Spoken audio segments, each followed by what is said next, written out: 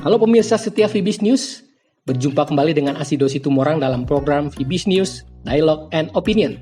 Kali ini kita akan berbincang dengan Yulianto Aji Sadono, Kepala Komunikasi Perusahaan PT Bursa Efek Indonesia. Sekalipun dalam masa pandemi, Bursa Efek Indonesia masih tetap mengembangkan perdagangan saham. Terlihat dari peningkatan transaksi perdagangan, minat pelaku pasar dan perusahaan yang melakukan inisial public offering yang masih meningkat. Halo, selamat siang. Selamat siang dengan Mas Aji. Iya, Mas Asido Mas. ya? Saya Asido, Pak. Iya, apa kabar Mas? Baik nih.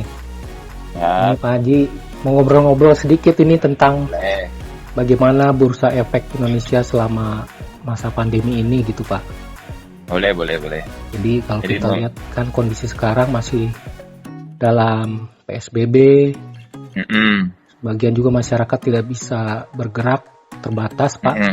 Tapi gimana BI selama masa-masa pandemi ini, Pak, perkembangan perdagangan saham di Bursa Efek Indonesia apakah terus masih meningkat atau ada penurunan atau bagaimana, Pak? Boleh. Mungkin Ya, yang dapat kami sampaikan nih Mas Asido, terima kasih Ya. waktunya. Terus, jadi penyebaran wabah ini memang berpengaruh negatif sih pada sentimen investor domestik dan global. Jadi kalau misalnya kita bisa perhatikan gitu ya, kita bisa perhatikan di mana terjadi penurunan yang signifikan terlihat pada bulan Maret. Oh ya. Jadi ini bisa kita lihat pada saat pengumuman pertama ada kasus corona di Indonesia sampai dengan meluasnya dampak virus tersebut gitu ya di berbagai negara. Jadi itu bisa kita lihat indeks kita terendah itu pada tanggal 24 Maret.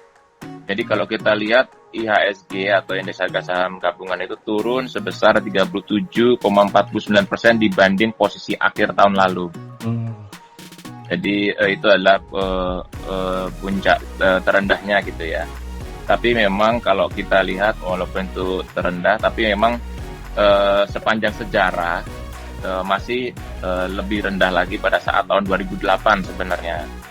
Nah, waktu itu IHSG kita sempat minus sekitar 50,6%. Waktu itu karena ada krisis keuangan global ya, tentang subprime markets gitu ya.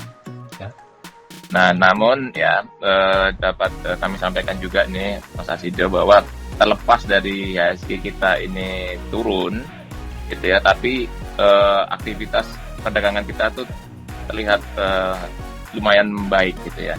Jadi bisa tercermin dari peningkatan rata-rata transaksi di bulan Mei sekarang udah sekitar 9,8 triliun. Ini meningkat dibanding bulan Januari, Februari, Maret, dan April, yaitu kurang lebih sekitar 6,5 triliun.